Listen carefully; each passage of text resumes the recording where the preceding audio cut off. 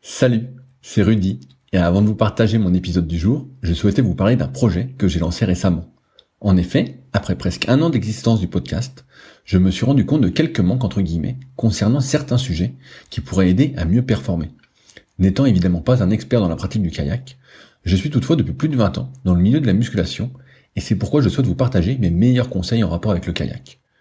C'est pourquoi j'ai réalisé une formation gratuite à destination des kayakistes et séistes motivés en quête de progrès. Dans cette formation gratuite, je vais vous partager des conseils techniques, avec vidéo à l'appui, sur certains exercices phares en musculation que vous pratiquez déjà. Je vais également vous partager des conseils alimentaires, et notamment sur comment prendre de la masse utile, mais aussi sur comment éviter au maximum les blessures au dos et aux épaules si fréquentes pour beaucoup.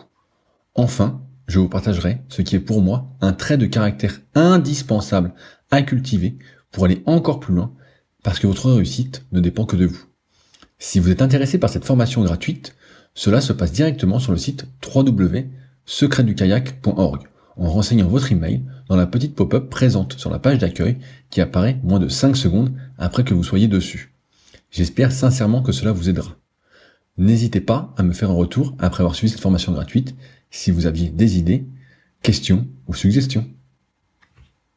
Salut, c'est Rudy et je vous souhaite la bienvenue pour ce nouvel épisode des Secrets du kayak. Le but de ce podcast est de vous partager ma passion du kayak de course en ligne et de partir à la rencontre des champions. Qui sont-ils et que font-ils pour performer au plus haut niveau? Aujourd'hui, je vous partage ma conversation avec le légendaire Gilles Zoc, le Rambo des rivières. Champion du monde de descente en canoë en 1981, il fait partie de ceux qui ont démocratisé l'entraînement à haut volume. Il nous partage son parcours, mais aussi sa transition vers le métier d'entraîneur, sans oublier ses fameux rêves. J'espère donc que vous passerez également un agréable moment. Je vous laisse donc maintenant découvrir Gilles et ses secrets. Salut Gilles, comment ça va aujourd'hui? Bonjour, ça va bien, il y a du soleil, et puis les plans d'eau sont calmes, et puis voilà. Mais est-ce que c'est souvent comme ça au Gros du Roi, si peu de vent? Mais il y a des jours comme ça, mais il y a des jours où ça souffle beaucoup quand même, voilà. Donc je tenais à dire que pour moi c'est vraiment un plaisir de t'interviewer. J'avais lu, comme je t'avais dit, Danger Zone vraiment de fond en comble, et ton livre ensuite que tu avais fait. Je me souviens que tu avais fait un livre, donc je l'avais lu quand j'avais découvert Danger Zone juste après. Et donc tu es un des pionniers quand même de la démocratisation des hauts volumes d'entraînement, j'ai l'impression. C'est avec toi quand même que c'est arrivé, si j'ai bien compris, dans Danger Zone. On peut dire que tu t'es beaucoup entraîné? Oui, avec Claude Bénézit, tous les deux là, on a un peu révolutionné la discipline descente, surtout dans la quantité de l'entraînement. On avait vu avec le DTN pour être dans des bonnes conditions, être libéré quotidiennement dans nos emplois du temps. Donc on pouvait s'entraîner 2 fois, voire 3 fois par jour. Et on avait demandé d'être ensemble sur pas des pôles maintenant, il y a des pôles, mais à l'époque il y avait que l'INSEP à Paris, et on s'était retrouvés tous les deux là-bas, et c'est vrai qu'on s'est fait des grosses doses d'entraînement. Alors avant de rentrer un peu plus en détail, comment toi t'as découvert le canoë de descente? Ah, c'est bizarre, c'est assez bizarre, parce que j'ai découvert le canoë-kayak à l'âge de 14 ans au club de Vienne, près de Lyon. Mais dans ce club, on pratiquait que le slalom, voilà. Et c'était surtout du canoë biplace avec les trous des Loirs très éloignés. C'était des vieux bateaux. Je faisais du slalom. J'ai fait du slalom jusqu'à en junior et la première année senior. Et après, j'ai fait le bataillon de Joinville. Et au cours du bataillon de Joinville, mon équipier a plus ou moins arrêté le bateau, l'entraînement. Il voulait plus faire du haut niveau. Et l'entraîneur à l'époque, qui était Daniel Boucheret, a vu que j'avais des capacités. Il m'a prêté son séant de descente. Et c'est comme ça que j'ai basculé dans le séant de descente, dans la discipline de descente et dans le canoë monoplace. Parce que sinon, j'avais fait très peu de descente avant. Hein, voilà. C'est énorme, donc tu faisais du slalom, oui. À hauteur de combien de fois par semaine? Le slalom? Ouais. C'était 3 fois, c'était pas énorme, hein, voilà. Mais on était cadet junior champion de France, donc ça nous a permis de rentrer au bataillon de Joinville. Moi, j'avais des ambitions et mon équipier un peu moins. Donc voilà. Et le bâton de Joinville que j'ai été réformé, mais on m'a invité quand même au bâton de Joinville en tant que civil. C'est encore particulier. Et je remercie Daniel Boucheret de m'avoir prêté ce C1 de descente. Et là, je me suis dévoilé et j'ai fait après toute la suite en C1 de descente. Et comme on faisait beaucoup d'entraînement au bâton de Joinville, j'ai répété ça chez moi dans mon club, mais je travaillais aussi à ce moment-là. Et les conditions étaient difficiles. C'est pour ça que j'ai vu avec le DTN de l'époque d'être dans de meilleures conditions. Et après, j'ai encore fait une plus grosse quantité d'entraînement et ça a réussi. Ça a réussi. Quand tu faisais du slalom, est-ce que tu faisais d'autres activités sportives en même temps ou pas du tout? Non, pas du tout. Que ça? Et donc au bataillon de Joinville, donc t'as découvert plein d'autres activités sportives à ce moment-là? Eh ben, surtout la musculation et le footing. C'est ce qu'on faisait, musculation, footing. Et puis le ski de fond, parce que l'entraîneur nous avait emmené presque 3 semaines au ski de fond en Savoie, en Haute-Savoie du moins. Et là, j'ai découvert le ski de fond aussi. C'est que des sports d'endurance et à chaque fois, je me suis révélé dans ces sports-là. T'avais comme des prédispositions alors pour l'endurance? Ouais, pour l'endurance, ouais. Au niveau cardiaque, tous les efforts longs, ça me convenait très vite. Tu dis que t'as été réformé de l'armée? Ouais. Comment ça que t'as été réformé? Quand on fait le bâton de Joinville, tous les athlètes font les classes à Ourtin, là-bas, près de Bordeaux. C'est dans la marine, hein. On s'est retrouvés. Il y avait le bois, il y avait 4 ou 5 de la course en ligne, 4 ou 5 de la descente et 4 ou 5 du slalom. On se retrouvait là-bas pour faire les classes, hein. C'était l'armée. Et j'ai joué un peu celui qui avait mal au bras, un truc comme ça. Voilà, je voulais pas trop faire les corvées. Et donc, ils m'ont envoyé faire des radios à Bordeaux, à l'hôpital de Bordeaux. Et ils ont révélé que j'avais une déformation dans le bras et ils m'ont réformé. Donc, j'ai pleuré parce que je voulais faire le bâton de Joinville. Je savais qu'à l'époque, on avait des grosses quantités d'entraînement. Et l'année d'après, ça payait, quoi. Voilà. Et j'étais vraiment déçu quand on m'a annoncé que j'étais réformé. Donc après, je suis rentré chez moi, j'ai commencé à travailler. Et comme je faisais du C2 à l'époque, mon équipier est parti au bâton de Joinville. Lui, il n'était pas réformé.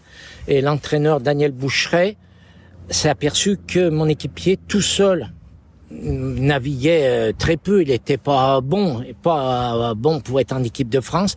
Donc ils m'ont demandé si je voulais pas revenir en tant que civil. J'ai accepté tout de suite et on s'est entraîné un petit peu en C2 tous les deux et puis après ça s'est dégradé. Et peut-être au bout de 4-5 mois, j'ai basculé dans l'océan de descente et là j'ai donné. Tu dis que tu avais des ambitions par rapport à ton coéquipier, c'était quoi tes ambitions? Être champion du monde, hein, voilà, dans la discipline. À l'époque, je faisais pas la course en ligne, c'est un de mes regrets aussi. Mais c'était descendre tout slalom. À l'époque, les ambitions que j'avais, c'était être champion du monde en slalom. Mais bon, d'avoir basculé et parti en séance de descente, ça a été très bien, quoi. C'était le meilleure chose, hein, voilà. Je pense pas qu'en slalom, j'aurais pu faire des très bons résultats, les mêmes résultats que j'ai fait en séance de descente. Tu dis que quand t'es rentré, tu travaillais en même temps que tu t'entraînais. Qu'est-ce que tu faisais comme travail? J'étais peintre dans le bâtiment, voilà, c'était dur, hein. T'étais crevé des épaules alors tout le temps? Ouais. Une fois j'ai attrapé une tendinite, à force de faire de la peinture au rouleau, j'ai attrapé une tendinite. Ça m'a perturbé un peu, mais je me suis mis au repos et ça a été. Mais on faisait beaucoup d'heures, hein. 8 heures à l'époque, on faisait bien 8 heures et des fois à 9 heures pour terminer des chantiers. Et après je m'entraînais le matin à 6 heures avant d'aller au travail. Entre midi et 1 heure, j'avais 1 heure et demie, donc c'était très vite l'entraînement sur le Rhône. Ma mère me faisait un sandwich, je repartais au travail. Le soir, c'était musculation ou bateau, hein, voilà. Mais c'est pour ça, j'ai dit au DTN, je veux bien continuer du haut niveau, mais pas dans les mêmes conditions. Donc, il m'a mis dans des très bonnes conditions à l'INSEP. Là, on était quelle année avant que tu ailles à l'INSEP? 77. Ah, c'est quand tu fais deuxième au championnat du monde alors? Ouais, à 2 centièmes de seconde. Ouais, voilà. Et là, j'ai dit, je veux bien continuer. Mais alors, le DTN a compris, qui était le DTN de l'époque, c'était Daniel Curtil. Et il a compris, il m'a fait rentrer à l'INSEP à Paris dans de très bonnes conditions et c'était très bien. Je le remercie d'ailleurs. Donc là, à ce moment-là, tu avais des horaires aménagés alors pour t'entraîner ou tu t'entraînais à temps plein? On m'entraînait à temps plein. Moi, je passais le brevet d'État qui est pas des grandes études, mais on avait vraiment des horaires aménagés. On avait tous les après-midi et quelques matinées, tu vois. Donc c'était, on pouvait faire une grosse quantité d'entraînement. Est-ce que cette grosse quantité d'entraînement, c'est ce qui t'a fait vraiment progresser à fond? Parce qu'en 77, tu avais déjà ce gros volume et tu travaillais à côté. Est-ce que là, sans travailler à côté, tu avais encore plus de volume d'entraînement? Oui, plus. Et puis après, on a plus travaillé sur la qualité aussi. Jusqu'en 77, je faisais moi-même. Voilà, c'était des longues distances, des entraînements. Et après, donc à l'INSEP, on avait d'autres entraîneurs, qui nous ont... On a appris à l'INSEP d'autres choses de type d'entraînement. On faisait pas... À l'époque, je faisais que de l'aérobie. Après, on a fait un peu d'anaérobie. Et plus sur on a augmenté la quantité, mais aussi sur la qualité, sur les types d'entraînement. Et je pense que ça a payé après. Voilà. C'est-à-dire que tu faisais plus tout ce qui était fractionné court qu'avant tu faisais pas? Avant, c'était vraiment le plaisir de laisser glisser. Oui, j'avais un parcours et puis je faisais presque tout le temps le même avec des repères en chrono. Et voilà. Et après, j'ai pas fait plus de fractionné, plus qu'avant, mais dominante aérobie. Et à l'approche des compétitions de l'aérobie, du fractionné, voilà, avec des temps bien précis, que je me rappelle plus. Ça ressemblait à quoi alors des semaines d'entraînement à cette époque pour toi? C'était 2-3 fois par jour, tous les jours? Est-ce qu'il y avait du repos, pas de repos? Si, le dimanche, s'il n'y avait pas de compétition, je me reposais le dimanche. Et le lundi, je remontais à l'INSEP, donc lundi après-midi entraînement. C'était qu'une demi-journée le lundi. Après le mardi, mercredi, jeudi. Là, c'était 2 à 3 fois. Puis avec Bénézite, il y avait pas une compétition, mais bon, on était dans la même chambre tous les deux à l'INSEP. Et le soir, allez, on va à la musculation, on va courir le matin, au bateau, on est allés ensemble. Et puis le vendredi, je rentrais chez moi à Vienne. Donc je prenais le train, donc il y avait l'entraînement le matin. Le samedi, oui. Et le dimanche, parce qu'il y avait une compétition, j'étais en compétition. Sinon, c'était un peu le repos le dimanche, voilà. Il y a quand même du repos, quoi. Ouais. Est-ce que, sur l'entraînement, tu as parlé de muscu, de footing. Est-ce que c'était aussi des entraînements intensifs? En footing et en muscu? Est-ce qu'en footing, par exemple, tu essayais d'aller toujours le plus vite possible, ou tu faisais vraiment de l'aérobie cool? En muscu, tu essayais de soulever le plus lourd possible, ou c'était plus du foncier, on va dire, comme de l'aérobie, mais des séries longues en muscu? Non, on avait des séries longues en muscu. Et puis des fois, de temps en temps, on se faisait les maxi au développé couché, aux tractions. Il y avait de temps en temps on faisait les maxi, quoi, voilà. Et en footing, généralement, c'était au train. Et puis non, j'ai jamais eu la course vraiment en footing. C'est qu'après, plus tard, quand je suis redescendu à Vienne, de temps en temps, je faisais un peu de la course un peu rapide, ouais. Ok, donc c'était vraiment la base, le footing, c'est la base pour vraiment les entraînements en canoë où tu te dépouillais, quoi. Oui, ouais. Et puis ski de fond, après avec Claude Bénézite, l'hiver, on faisait des compétitions en ski de fond. Parce que après j'étais en Auvergne et le week-end, le dimanche, on allait faire les compétitions. Voilà, c'était. Ok, donc t'as fait tous les gros marathons aussi de ski de fond alors? Oui, j'en ai fait des marathons, surtout en Auvergne. Voilà, j'en ai pas trop fait dans les Alpes, mais en Auvergne on a fait les marathons ou les 15 ou les 30 kilomètres. Voilà, mais c'était du classique à l'époque. Voilà. Et tu te débrouillais bien? T'étais fort aussi en ski? Oui, ouais, avec une fois j'ai terminé 2e à un marathon. Et puis dans les classiques, le 15 ou le 30, 4, 5e en Auvergne, voilà, dans la région Auvergne. Puis j'étais classé. Non, on se débrouillait. À partir du moment qu'il y a une bonne base aérobie, ça vient vite. La technique en ski de fond, je l'avais pas trop, mais comme j'avais une bonne base aérobie, je m'en tirais un petit peu. La technique est venue après, de toute façon. Ouais, elle vient après. D'abord, quand t'as une bonne base, ça vient assez vite après. Et est-ce que tu avais fait justement, maintenant c'est un peu plus populaire, mais tout ce qui est test d'effort pour voir comment ton cœur battait, à combien tu montais, à combien tu descendais? Oui, on faisait ça à Paris, puisqu'on était à l'INSEP, et on y allait, je dirais tous les 1 mois et demi. C'était hyper fréquent. Oui, c'était assez. Il y avait un docteur qui Perret, je crois qu'il s'appelait. Je me rappelle plus bien du nom. Voilà. Et on y allait tous les deux tout le temps avec Bénézite. On allait tout le temps à faire passer ces tests de la VO2 direct. Tu te souviens combien tu avais de VO2? C'était je topais entre 70 et 90. Et entre 70 et 80 des fois. Ok. Ouais, donc tu avais une sacrée caisse alors. Et oui. Ouais, j'avais. C'est pour ça que j'étais prédisposé pour des sports d'endurance, quoi. Voilà. Non, d'ailleurs, il y en a un, j'ai gardé, il était à 80 et quelques, tu vois, je l'ai gardé dans mes archives. Voilà. C'est énorme. Oui, je trouve que c'est énorme. Voilà, c'est énorme, 80, c'est énorme. Je l'ai gardé. Voilà. Le Toubib m'a dit, c'était comme les skieurs de ski de fond. Ah, bien sûr. Et est-ce que, je sais pas si tu te souviens, mais est-ce qu'à cette époque, quand tu as eu autour de 80 de VO2 max, tu faisais un entraînement particulier? T'avais changé quelque chose? Non, pas du tout, je faisais ça, voilà, non. Et c'était monté, Monté à 80, mais après, nous, on faisait avec les bras, voilà, sur un vélo, voilà, il avait adapté ça, le médecin, ouais. Ah, c'est énorme. Ah oui, d'ailleurs, je l'ai gardé en mémoire. Pas en mémoire, je l'ai gardé dans mes archives, parce que il est super. Il y a un moment, tu accomplis ton ambition de devenir champion du monde. Malgré tout, tu continues encore après la compétition. Alors, je vais d'abord revenir sur ce premier titre. Le individuel, c'était en 80. Ouais, là, j'avais tout préparé pour être champion du monde. J'avais fait 2 fois deuxième, 77 et 79.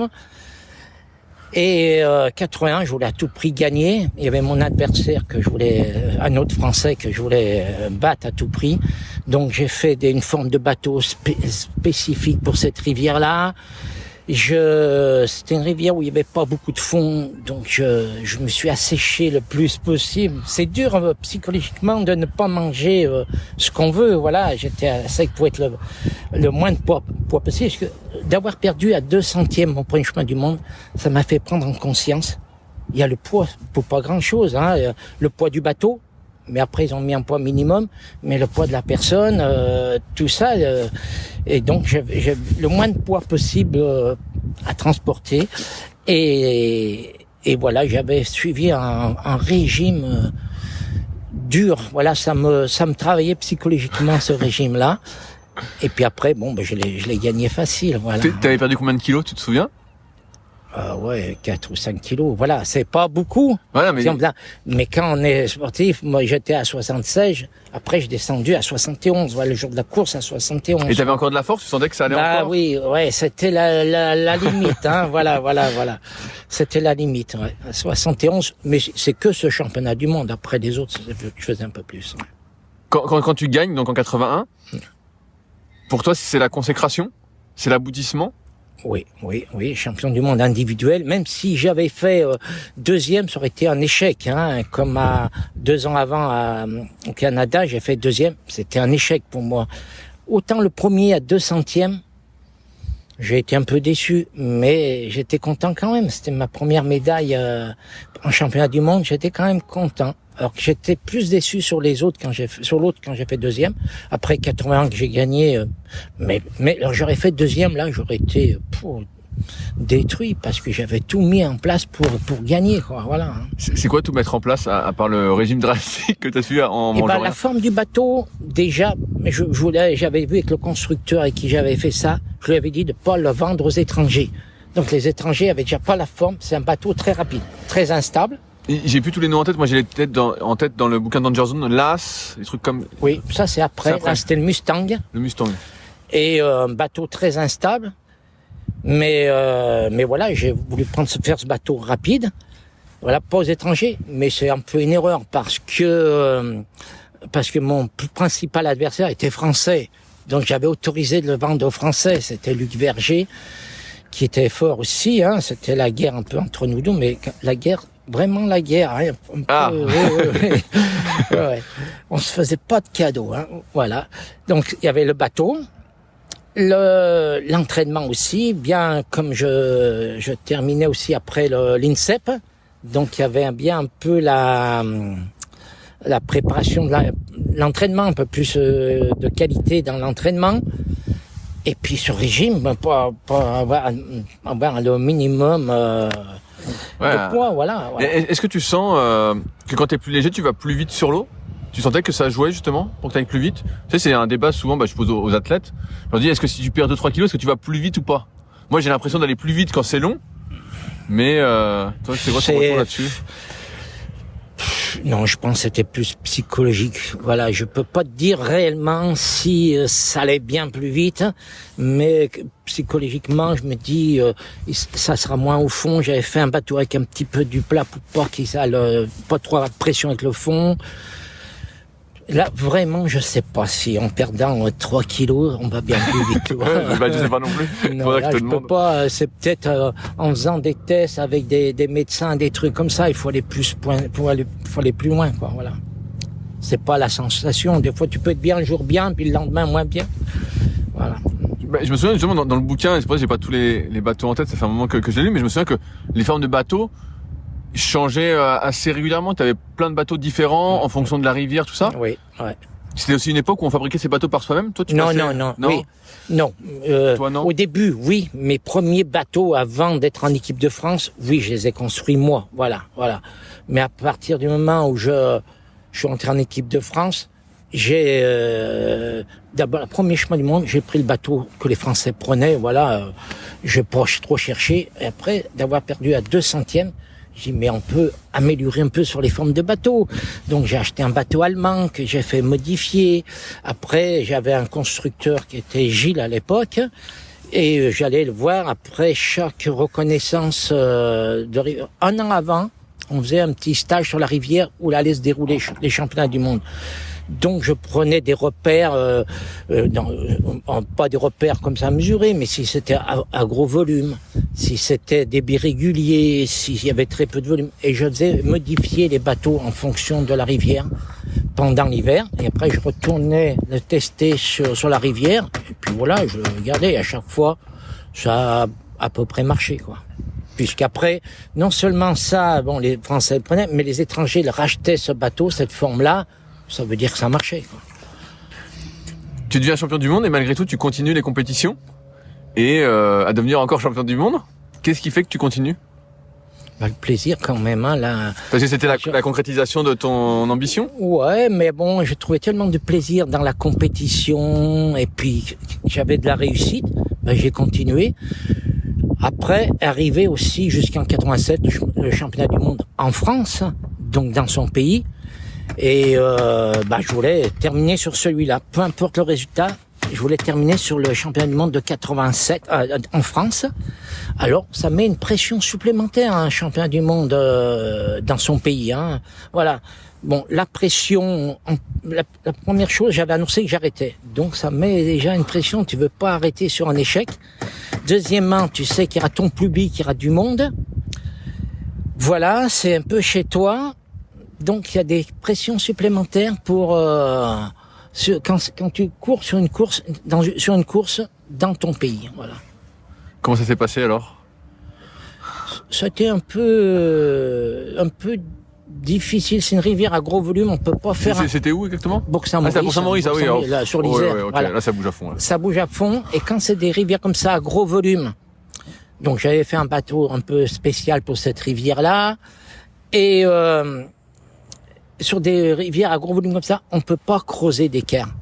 Comme moi, physiquement, j'étais au-dessus du lot. C'est pas pour me vanter, mais j'étais au-dessus du lot. Je savais que si à la fin, il y avait un peu de plat, tout ça, je pouvais rattraper mon retard. Sur de la rivière technique, comme sur l'Isère, à Bourg-Saint-Maurice, je pouvais pas creuser un gros équerre. Et quand je suis parti, il y avait des chronos intermédiaires, j'avais un peu de retard, donc j'ai réaccéléré ma cadence. Et bon, ça s'est passé, mais il y avait pas beaucoup d'écart. Normalement, le deuxième, ça aurait été un Yougoslave à l'époque, il aurait été à 2-3 secondes. D'habitude, je suis plus devant que ça, donc c'était un peu limite. Ça s'est bien passé, mais ça a été limite. Ah, ça s'est bien passé. Tu parlais tu travaillais sur la forme de bateau en fonction des rivières où il y avait les compétitions. Est-ce que on travaille aussi sur la taille et la forme de la pale ? On peut faire ça, mais je l'ai pas trop fait. Il y avait des pales à cette époque-là. C'était pas encore le carbone n'était pas encore arrivé. Ça, juste à la fin de ma carrière, il y avait les pagaies carbone qui sont arrivées. Mais je suis toujours resté sur des pagaies bois qui était faite par Guy Mercier, qui avait une forme qui me convenait. Alors, on peut jouer un peu sur la longueur, sur 2-3 centimètres, mais ça, c'était lors des reconnaissances. Avant, quand je partais toujours avec 3 ou 4 pagaies, hein. Et si des fois je venais en casser une, mais selon aux entraînements, comment je ressentais, mais pas vraiment sur la forme de la palle. Mais il y a eu sûrement un travail, hein, à faire là-dessus, quoi. À un moment, donc, t'es parti de l'INSEP. Oui. Comment ça s'est passé cet après INSEP? Parce que t'as commencé à travailler directement, tu t'es encore détaché? On peut dire oui, plus ou moins. Après l'INSEP, le DTN a obtenu un poste de cadre technique en Auvergne, en Auvergne, et en accord avec le président du comité régional de l'Auvergne et la direction technique, j'avais un emploi du temps bien aménagé, quoi. Voilà, puis comme je m'occupais un peu des athlètes du club et de la région, j'étais tout le temps un peu dans la compétition, dans l'entraînement avec les autres athlètes. Et après, j'avais du temps ménagé, quoi. Voilà, ouais. Ouais, c'était ma question, c'est de savoir, est-ce que tu t'étais retrouvé seul? Parce que tu disais qu'à l'INSEP, tu étais avec Claude. Donc avec Claude, tu avais cette rivalité qui vous poussait toujours à en faire plus. Est-ce qu'après, quand t'es parti, il y avait encore est-ce que Claude était aussi en Auvergne après? Ouais, mais il était sur Vichy, assez loin, mais j'étais dans un club à Cournon, où c'était le meilleur club de France à l'époque. Ok, donc là, tu pouvais t'amuser comme un fou, alors. Ah oui, puisque j'en ai formé d'autres. J'avais refait un parcours là-bas avec des chronos, je m'entraînais avec des kayaks, à prendre la vague, et puis c'était tout le temps une petite rivière. Et je trouve que c'était un super lieu pour s'entraîner, pour la descente, hein, voilà. Et puis il y avait une bonne ambiance dans le club. On était, même dans le club, on était 5-6 à être en équipe de France. Ah ouais, donc c'était un super environnement. Il y avait Durand-Ponchon, Durand-Ponchon, il y avait d'autres séistes, il y avait des kayakistes, il y avait des filles qui étaient en équipe de France. Il y avait beaucoup de monde, ouais. Quand on allait au chemin de France, on se retrouvait à 25-30, ouais. Donc il y avait une très bonne ambiance dans ce club et tout le temps du monde pour s'entraîner, voilà. Donc toi tu t'entraînais et en même temps t'entraînais aussi les athlètes? Et aussi en même temps, voilà, je faisais un peu les deux, mais bon, c'est pas gênant, hein, voilà. Non, c'est bien de transmettre ce que je faisais. Et puis j'étais écouté, voilà, j'étais le champion du monde de 81, tout ça, et les jeunes m'écoutaient, quoi, voilà. Et donc, t'entraînais aussi bien les jeunes que les plus âgés? Un plus âgé, il venait demander des renseignements, des conseils, voilà. Albert Pérez, des autres demandaient plutôt des conseils. Et après, tous les cadets juniors, je les entraînais, ouais. Je les emmenais en stage, je les emmenais en Italie, on faisait des stages, hein, voilà. Est-ce qu'il y a une course pour toi que tu gardes plus en mémoire que les autres? Ah oui, il y en a deux. En fait, il y en a deux. Il y en a deux. Celle où j'ai gagné en 81, là, le premier titre. Et là, je me suis vraiment même défoncé la course. C'était long. Je suis arrivé en bas, j'avais... tu avais tout donné quand t'étais rincé, quoi. J'étais rincé. T'as bien mangé après. Oui, après, oui, ça, oui. Voilà, bien rincé. Mais bon, les bras, j'arrivais plus à les déplier. Voilà, j'avais tout donné, là. Et, l'autre course, c'est la course que j'ai gagnée en France, le chemin du monde en France. Là, devant le public qu'il y avait, tout le monde pour m'encourager, c'était extraordinaire, ça. Voilà, c'est les deux courses, ouais. Après, il y a une autre course. C'est la première course où j'ai battu le champion du monde sortant. C'était en 77. C'était Luc Verger qui a été champion du monde en 75, mais après disqualifié pour des problèmes d'ensemble, voilà, mais qui était champion du monde sortant. Et là, je le bats juste avant les chemins de monde 77. Et ça m'a marqué. Je dis putain, et puis j'avais bien battu et ça, je m'étais entraîné comme une bête pendant l'hiver. Hein. Là aussi, ouais. Je reviens sur ton ambition parce que ça me fait penser que, en fait, dès le début, t'avais envie de devenir champion du monde, quoi. C'était vraiment l'objectif. Alors qu'au début, tu savais pas trop.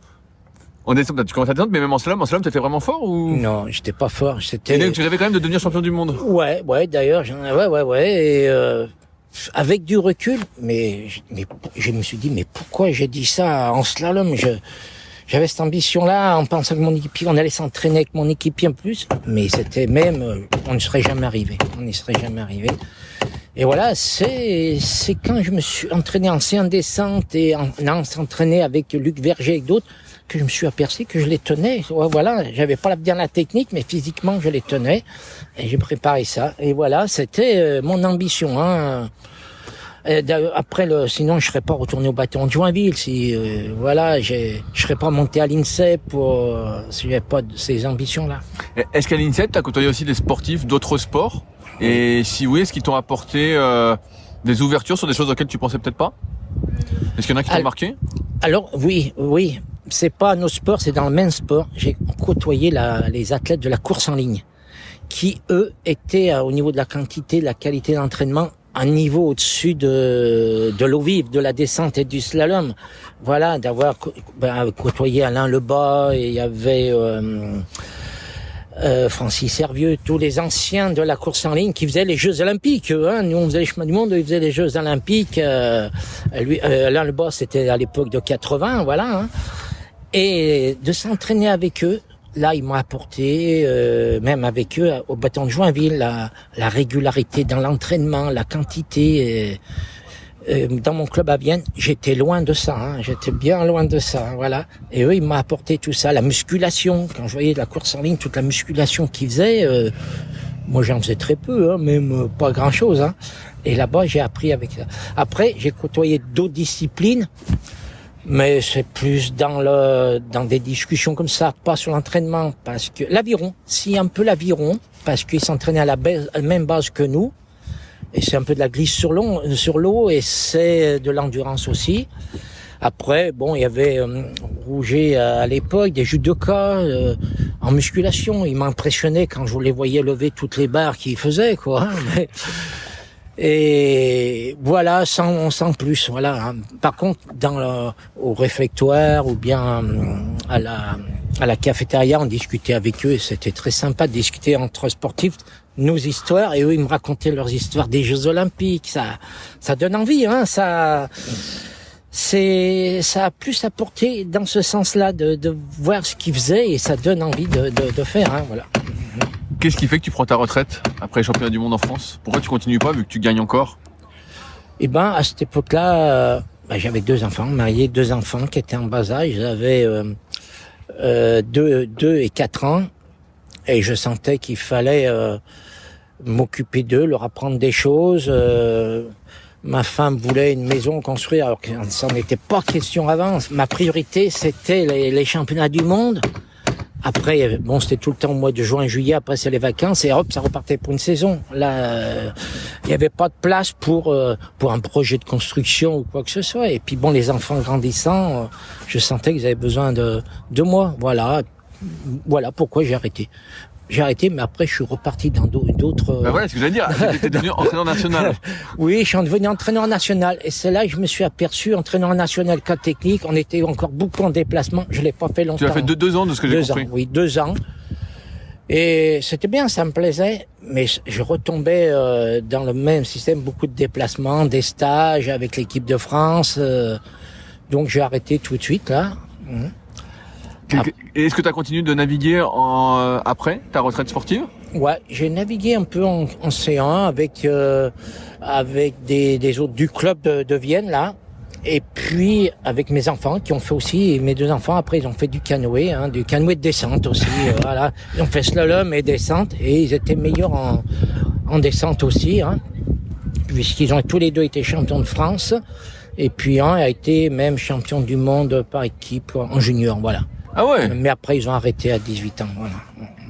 Qu'est-ce que tu fais alors après avoir été entraîneur national? Eh ben, j'ai eu un petit coup de déprime, là, hein, voilà. Ouais, mais tu t'es habitué à t'entraîner, à être dans le truc. C'est pas que l'entraînement qui m'a manqué, c'est pas ça, c'est les objectifs, hein. Quand je me demande, c'était un objectif, telle date, il fallait bien réussir là. J'en avais plus, on tombe un peu dans l'anonymat, quoi. C'est pas complètement, mais bon, c'est plus pareil. Donc voilà, j'ai même voulu arrêter le travail de cas technique. Je suis parti dans une formation de transport qui marchait bien. Mais après, quand même, le canoë m'a manqué. Le plein air, le canoë m'a manqué. Donc je suis vite revenu cas technique. Voilà, et je regrette pas. Par contre, après, je suis reparti dans d'autres disciplines, dans les raids d'aventure. Voilà, c'est là où je voulais en venir. Dans les raids d'aventure. Et là, tu as été aussi, là. Oui. Et là, ça m'a plu parce que c'était multi-activité. Et puis, c'était sur plusieurs jours. Ça allait de 8 à 10 jours, l'épreuve. Et là, il fallait pratiquer le canoë en rivière. Mais c'est pas des gros canoës de compétition, c'est des canoës gonflables, expédition, kayak de mer. Mais c'était des distances de 80, 100 km, hein, voilà. Du VTT, de l'orientation, c'est un peu les disciplines où il y avait tout le temps. Et après, se rajoutait de l'équitation, de la haute montagne. Ça dépend dans quel pays s'était organisé cette compétition qui était le raid gauloise, hein. Moi, c'était surtout ça. Et voilà, et c'était jour et nuit. Et là, j'ai appris la résistance de l'être humain, qu'on peut aller bien au-delà en canoë. Bon, il fallait s'exprimer sur entre 15 et 30 minutes, donner à fond. Mais là, c'était sur des jours, ça va pas très vite, mais c'est jour et nuit. Le plus dur pour moi, c'était la résistance au sommeil, ne pas dormir. Voilà, c'était... Et puis voilà, et marcher des heures, faire du vélo, monter... On est monté à 6000 mètres à l'équateur. Au Vietnam, c'était 100 km dans la baie d'Along. L'équitation pendant 2 jours. C'était que des trucs extrêmes, hein, voilà. Et ça me plaisait, voilà. C'était par équipe. Et puis au début, donc je suis rentré dans une équipe pour découvrir l'activité. Et je suis vite après sorti et j'ai voulu être capté d'équipe. Et monter mon équipe, voilà. Est-ce que tu as monté ton équipe avec des kayakistes, des séistes? Non, pas que, non, il faut, comme il y a plusieurs disciplines, il faut des spécialistes, hein, voilà. Donc, il fallait un autre kayakiste, parce que comme il y avait 2 bateaux pour bien diriger en rivière, et puis en kayak aussi, hein, voilà, pour se répartir, parce qu'il fallait, tout le monde participe, hein. Il n'y a pas, donc il faut équilibrer dans l'équipe un orienteur, un bon orienteur. Après, un autre qui peut connaître dans l'équitation, si jamais l'équitation, ou de la montagne, hein. J'avais une fille de la haute montagne, hein. Et après, c'était surtout l'orientation et au moins 2 kayakistes, voilà. Donc, j'ai pris après, un moment est venu Yves Masson. Mais je connais bien Yves, on lui passe le bonjour. Il me prête son bateau en ce moment. Ah bon, bah c'est bien. Il me prête son Elo 560 en surf-ski. Ah ouais, je le vois de temps en temps, hein, où on s'appelle. Yves Masson, et après c'était Éric Archambault. Mais moi j'ai l'impression, extérieurement, pour avoir lu un peu ce que j'ai pu trouver sur toi, c'est que ça a été une vraie deuxième passion pour toi, ces raids. Oui. Tu t'es éclaté autant, si ce n'est plus encore, que dans le canoë. Oh, on peut dire autant. Autant, ouais, c'est... aller conquérir dans un autre pays d'autres équipes, des équipes étrangères, c'était la Nouvelle-Zélande qui était très fort là-bas, donc ou les Américains, il y avait ça, mais aussi ça m'a permis de pratiquer d'autres disciplines. L'équitation, je savais pas en faire, mais bon, je suis allé en faire, hein, pour s'entraîner, hein. Je refaisais 1 an d'entraînement, pareil, hein, 1 an d'entraînement. Quand ça se passait, il y avait un raid par an que tu préparais, oui. Et tu t'entraînais toute l'année pour ça, alors? Oui. Moi, je participais qu'aux raids gauloises. Après, vers la fin des raids, il y avait d'autres raids sur 2 jours, plus courts, mais ça me convenait pas, ça allait trop vite pour moi. Déjà, je vieillissais, je récupérais moins vite que mes équipiers. Donc, je vais pas continuer là-dessus. C'était sur 8 à 10 jours. Et résister au sommeil, un peu tactique, ne pas dormir certaines nuits. T'as fait ça pendant combien d'années? 10 ans aussi. Donc chaque année il y avait un raid, tu t'entraînais pour ça, donc ça t'a reboosté. Chaque année il y en avait un. Ouais. Et puis avec des destinations qui faisaient envie, hein, voilà. Mais là, c'était plus conciliable avec ta vie familiale, on va dire, parce que tu partais que 10 jours? Non, parce qu'il y avait les entraînements, ça... Non. Tu étais sur le même volume d'entraînement. Et après les entraînements, c'était pas les entraînements, des fois on faisait pas sur une journée, on faisait sur 2-3 jours, toute l'équipe. Et non, ça a pas aidé dans la vie familiale, voilà non plus ça. Et c'était presque autant que quand je faisais le canoë, hein, voilà. Et mais j'ai replongé dans la compétition, ça m'a plu et j'ai replongé là-dedans, voilà. Hein. Est-ce qu'à côté tu travaillais? Oui, cadre technique. Et là, c'était dur de concilier le travail cadre technique. Bon, j'étais pas détaché parce que j'étais plus compétiteur en canoë-kayak. Le travail, l'entraînement et la vie familiale, tout ça, c'était assez compliqué à gérer tout ça. Est-ce qu'on peut vivre des raids? Est-ce qu'on gagne de l'argent? Il y avait des primes. Bon, moi, j'avais de la chance, j'avais des partenaires financiers, donc ça prenait tout en charge, les inscriptions, le matériel, tout. Ça revient cher?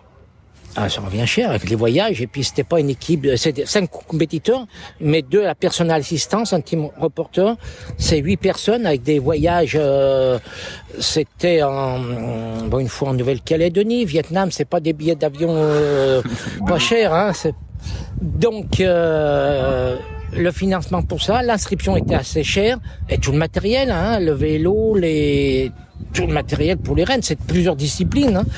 Donc ça revient assez cher, mais je trouvais le financement pour tout ça. Comment tu le trouvais? Parce qu'aujourd'hui, tu as pas mal d'athlètes aussi qui ont du mal à trouver des sponsors ou des partenaires. Comment tu faisais? Eh ben, mine de rien, plusieurs titres de champion du monde, ça aide un peu, ça ouvre quelques portes, voilà. Et puis j'avais un très bon copain qui avait une entreprise, c'est surtout lui qui m'a aidé, voilà. Et en relation avec lui, avec d'autres, je trouvais du financement ou du matériel, voilà, en voyant les entreprises qui fabriquent du matériel pour des raids d'aventure, bon, les sacs à dos, les trucs comme ça, j'avais du matériel, voilà. Et après, donc la prime, qui était assez importante par rapport à cette époque-là, on se la partageait entre nous, et puis ça aidait, moi ça m'aidait dans la vie familiale pour la maison. Qu'est-ce qui fait que tu arrêtes les raids? Il y a l'âge quand même. Hein. Oui, mais après tu aurais pu te dire je vais juste pour participer, ou tu avais vraiment toujours ce truc de gagner en toi? Voilà, c'est toujours.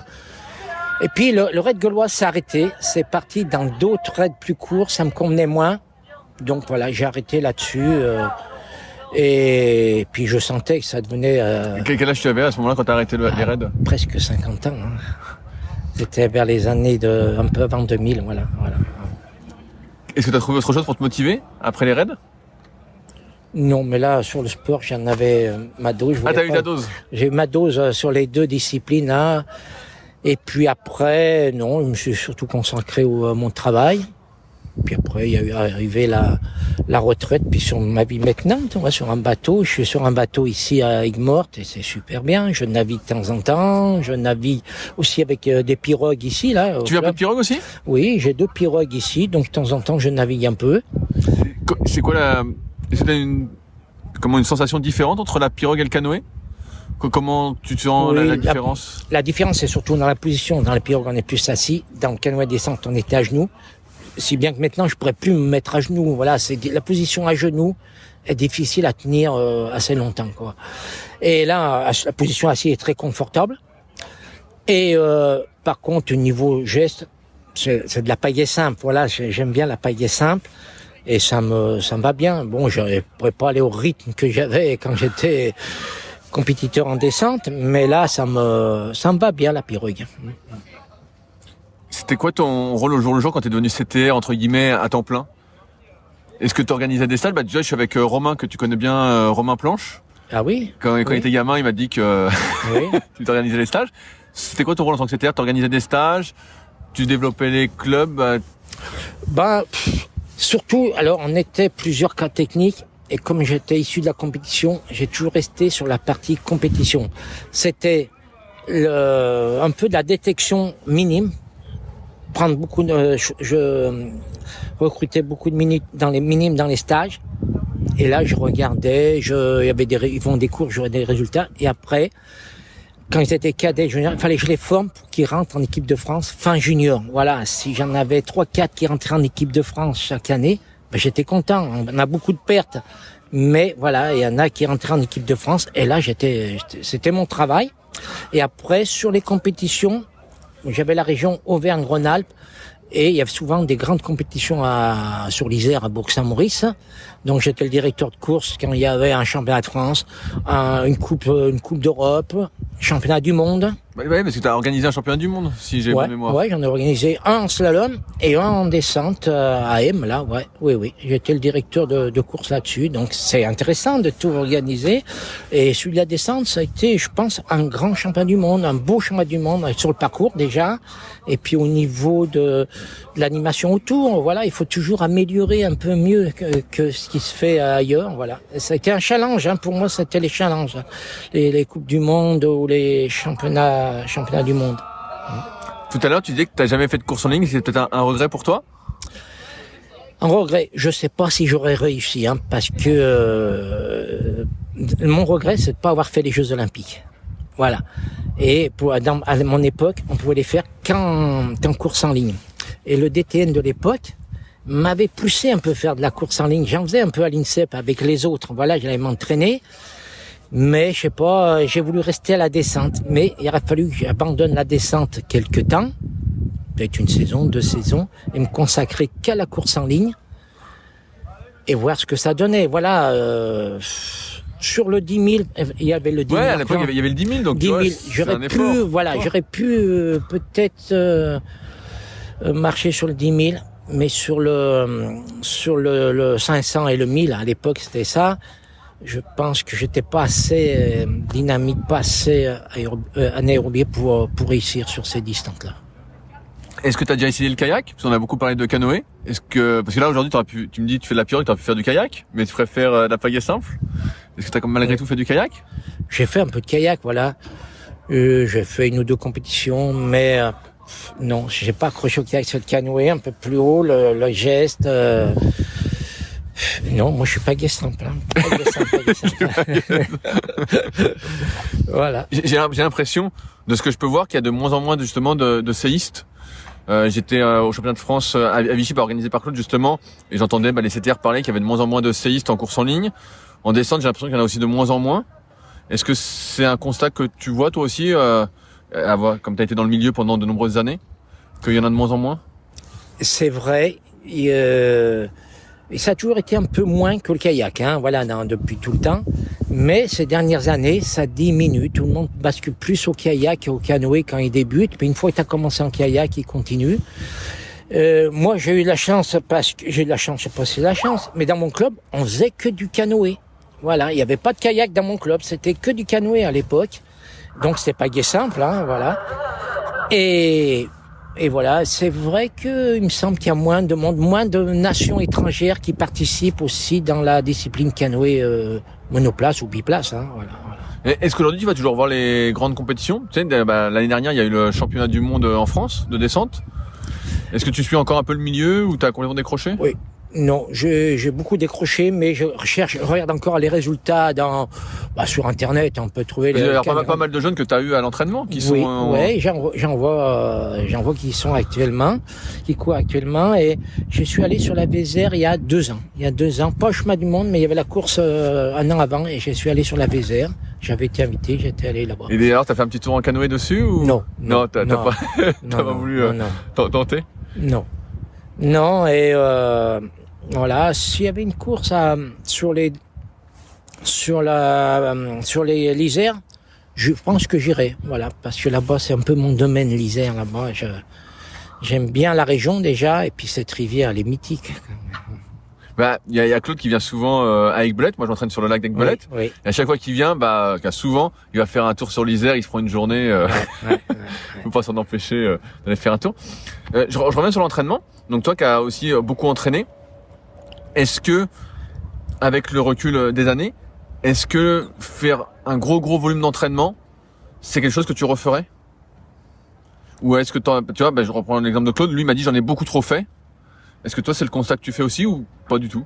Finalement, tu penses que pour en faire, si on le supporte, supporte, voilà, si on sent de la fatigue, il faut peut-être diminuer un peu. Mais moi, non, je pense pas en avoir trop fait.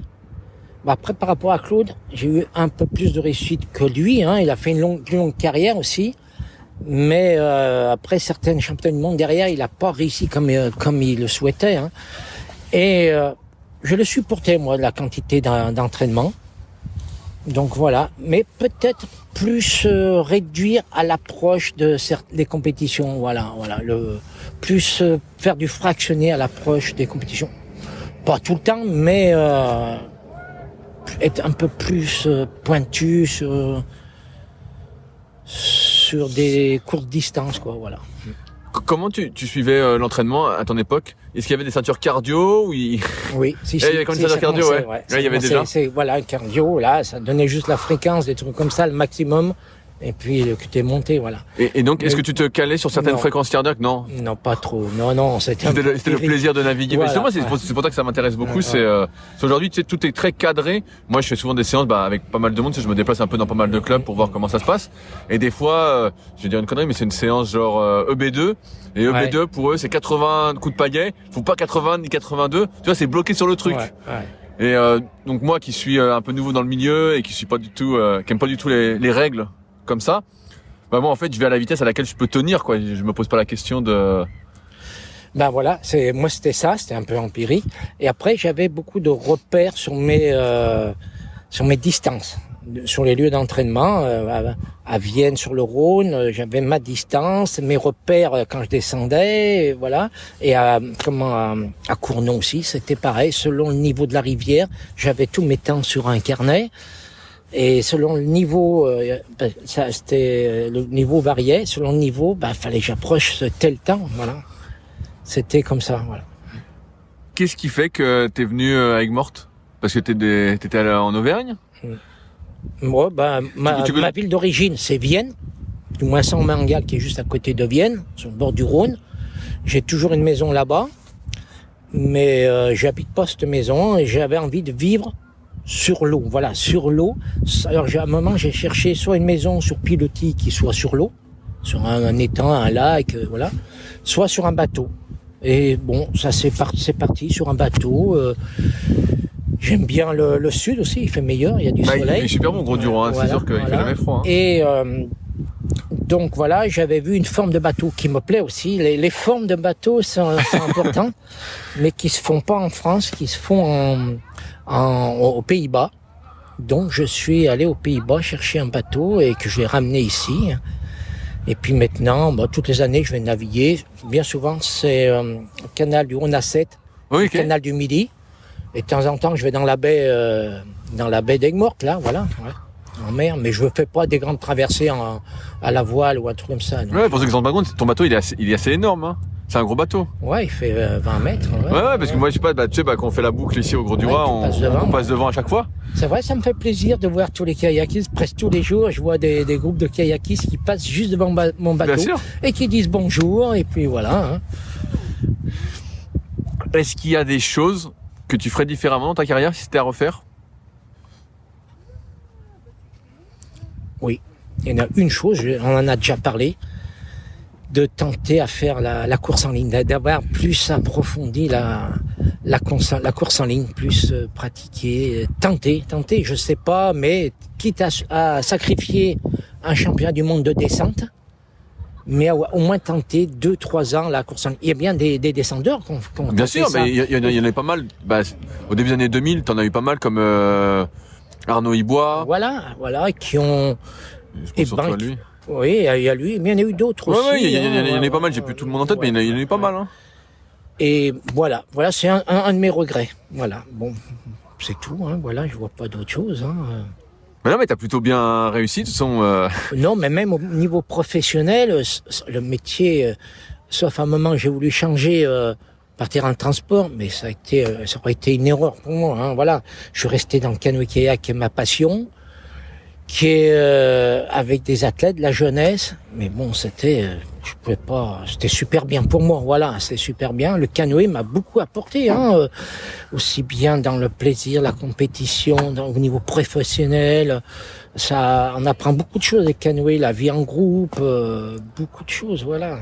J'ai vu sur Wikipédia que tu avais un surnom. Est-ce qu'il est vrai ce surnom, le Rambo des solides?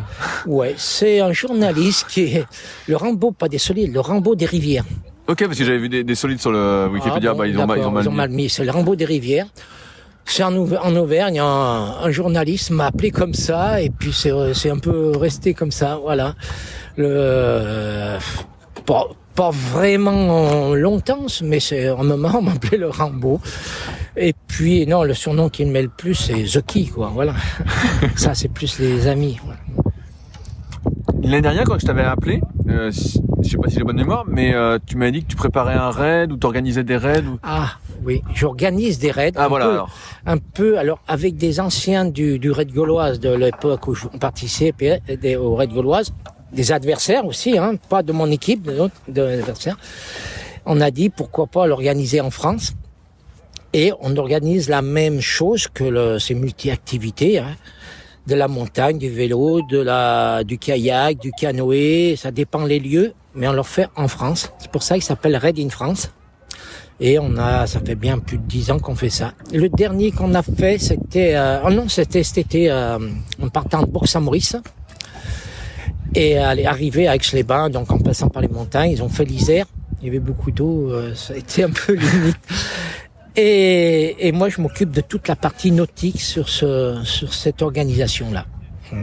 Et là, on va en préparer un vers le Puy-de-Dôme, vers Saint-Jean là-bas, le Puy-en-Velay, par là-bas, ouais.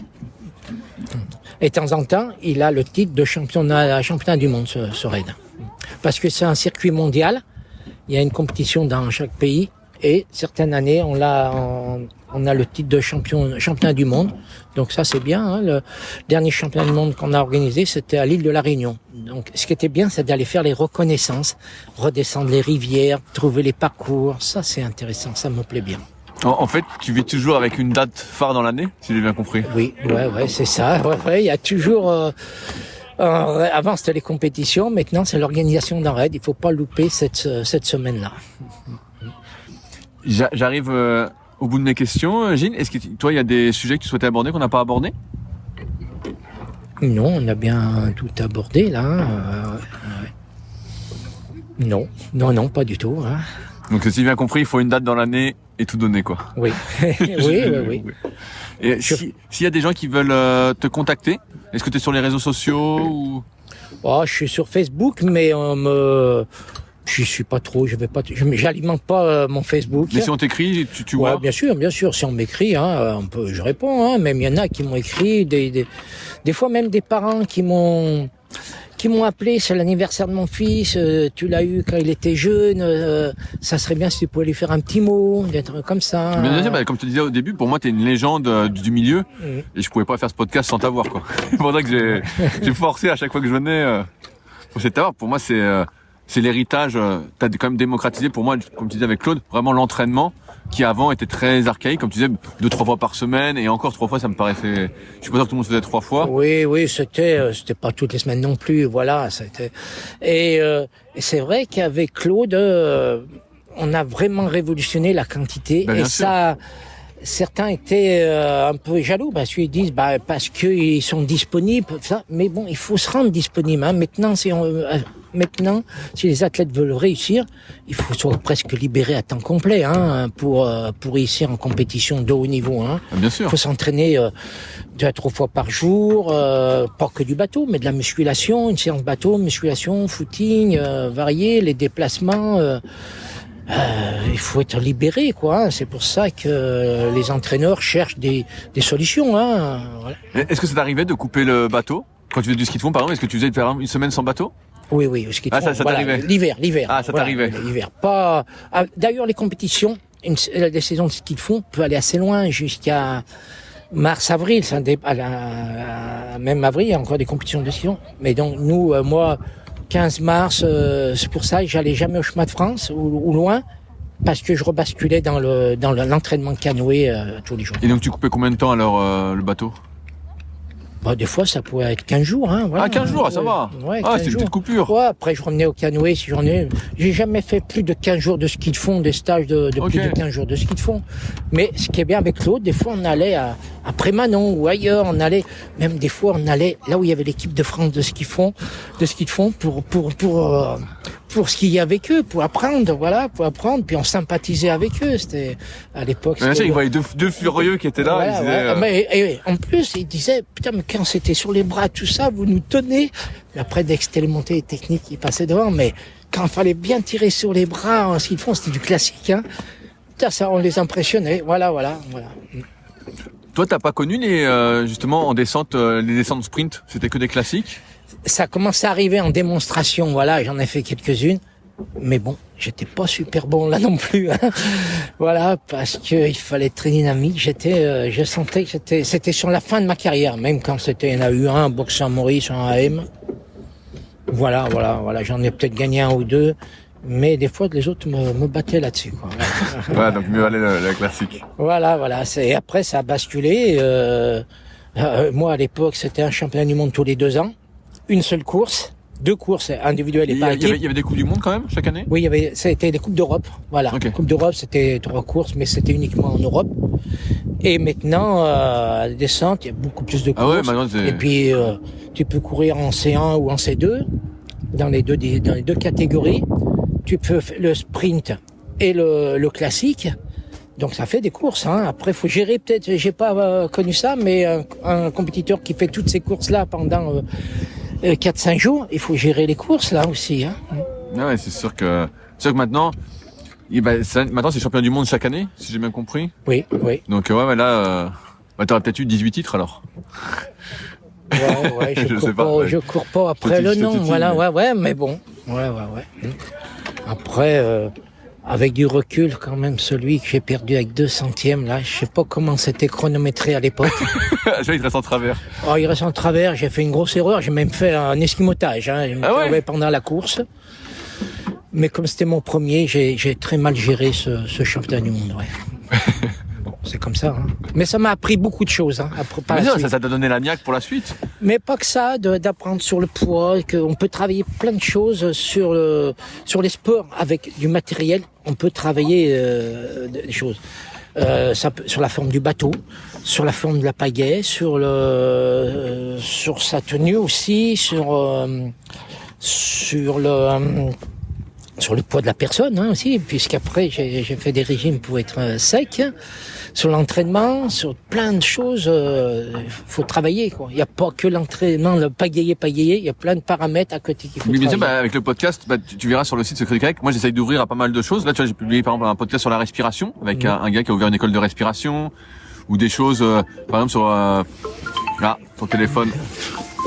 Mais voilà, j'essaye d'ouvrir sur pas mal de choses comme les préférences motrices, ou il y a pas mal de sujets, la neuroposture, tout ça, parce qu'il y a plein de petits trucs à côté où tu peux encore grappiller un petit peu une fois qu'on peut dire que tu t'es donné sur l'eau, quoi. Oui, après même, je sais pas, les équipes de France au niveau médical, comment ils sont suivis avec les médecins pour améliorer la performance. J'ai décroché de là-dessus. Après sur l'alimentation, après on peut travailler là-dessus. L'hiver aussi, en France il fait un peu froid, comment gérer ça pour s'entraîner un peu mieux? Est-ce qu'il faut aller dans l'hémisphère sud où il fait beau? Mais là il faut des moyens, il faut les conditions de vie. Moi là, à la fin, comme j'étais marié, j'avais des enfants, j'essayais de concevoir ça. Ma famille venait sur certaines compétitions aussi, hein. Je demandais à ce qu'ils viennent pour équilibrer tout ça, quoi. C'est un super mot de la fin, Gilles. Encore merci pour ton temps. Ça va être l'heure d'aller m'entraîner. J'espère que j'aurai le spirit que tu as eu pour battre mes camarades d'entraînement. Allez, va vite t'entraîner. Et on se voit peut-être samedi alors, tu passes peut-être à la compète? Ouais, je vais passer samedi, ouais, je vais passer faire un tour, ouais. Bon c'est cool. 2000. Il y a du monde là en ce moment, hein. Ouais, là il y a 4 pôles en ce moment, tu vois, ils sont en train d'embarquer. Donc il y a pas mal de monde. Il y a le club de Saint-Jean-de-Laune. Donc t'as toujours les jeunes du Gros du Roi qui se dépouillent, tu vois bien, ils se dépouillent. Puis là je suis avec quelques copains, on est venus en plus pour s'amuser comme des fous, quoi. Voilà. OK. Merci encore à toi. Allez, continue tes interviews et puis je vais aller voir ça. Ça marche, merci. Allez. Si vous êtes encore là, c'est que l'épisode vous a plu. Dans ce cas, je vous invite grandement à m'aider à faire grandir ce podcast en mettant une note de 5 étoiles et un commentaire d'encouragement sur l'application de podcast où vous l'écoutez et plus particulièrement sur l'application podcast d'Apple. Cela m'aidera d'autant plus à accueillir les meilleurs kayakistes français grâce à la crédibilité que vous me donnerez. Enfin, vous pouvez retrouver la retranscription écrite de cet échange sur www.secretdukayak.org. En attendant, laissez glisser et à la semaine prochaine.